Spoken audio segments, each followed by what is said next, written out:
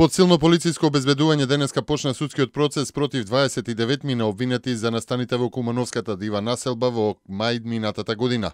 При влезот во Врховниот суд, каде што се одржува судењето, беше извршена темелна проверка на сите кои треба да присуствуваат на судењето, а засилени безбедносни мерки беа преземени и околу судот и локалните сообраќајници. За време на доведувањето на обвинетите местото го надлетуваа полициски хеликоптери. Обвинетите се товарат за сторени кривични дела, терористичка организација и тероризам од кривичниот законник.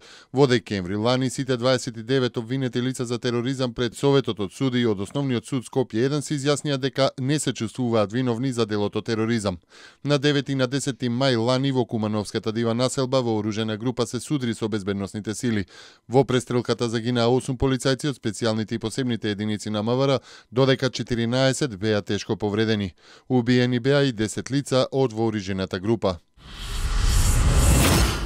По вчерашниот грабеж во Велес, секторот за внатрешни работи Велес во соработка со надлежното обвинителство поднесе кривична пријава против тројца осомничени дека заедно сториле едно кривично дело разбојништво. МВР денеска соопшти дека првопријавениот сторил едно кривично дело помагање во извршување кривично дело, додека второпријавениот е осомничен дека сторил кривично дело недозволено држање оружје и распростргувачки материјали. Пријавените се посочува во соопштението и нанеле на Стопанска банка АД Скопје материјална штета од 4 милиони денари. Сите три пријавени лица претходно се пријавувани за кривични дела, зашто на прво и второ пријавениот им се изрекувани и затворски казни, додека на трето пријавениот изрекувани му се воспитни мерки. Второ и трето пријавениот со кривична пријава ќе бидат изведени пред надлежниот јавен обвинител. Се преземаат мерки за пронаоѓање на првопријавеното лице.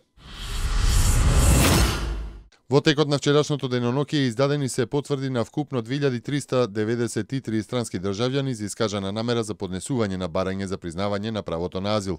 Од почетокот на годината до вчера издадени се потврди на вкупно 70.418 странски државјани. Во Качанската населба Оризари свечено беше отворена детската градинка Кокичиња, клон на градинка од Кочани. Станува збор за објект во кој Министерството за труд и социјална политика заедно со општина Кочани вложи 3 милиони денари. Оризари е населба со над 4.500 жители и каде барањата за отварање на ваков објект датираат од подамна.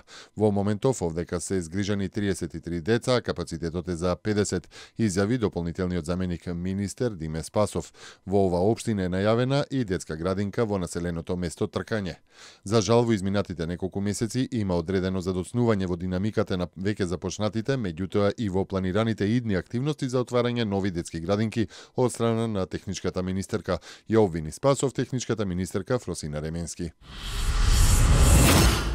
Словеничкиот амбасадор во Обединетите нации вчера на председателот на Генералното собрание Могенс Лукетофт и на председателот на Советот за безбедност Рафаел Дарио Рамирес Карен официјално им ја поднел кандидатурата на поранешниот председател на Словенија Данило Тирк за нов генерален секретар на Светската организација. Тирк, кој беше словенички председател од 2007 до 2012 година, е професор по меѓународно право и некогашен представник на Словенија во Обединетите нации. Со ова Тирк се надоврза на списокот на кандидати за наследник на сегашниот генерален секретар Бан Ки Мун, чиј мандат истекува кон крајот на годината. Кандидатурата на Тирк има силна поддршка од коалициската влада на словеничкиот премиер Миро Церар, кој го наследи на председателската функција. 9 лица загинаа, над 150 се лесно или потешко повредени денеска во судир на 2 патнички воза во германската покрајина Баварија. 30 од повредените се во критична состојба, поради што во Минхен се организира доброволна акција за дарување на крв. Возовите се судриле на дел од маршрутата, каде што максималната брзина на движење е 120 км на час. Меѓу загинатите е главниот машиновозач на еден од возовите, кои при сударот излетале од шините, а изражителите се уште не можат да го најдат телото на вториот машиновозач, за кого исто така се претпоставува дека е загинат.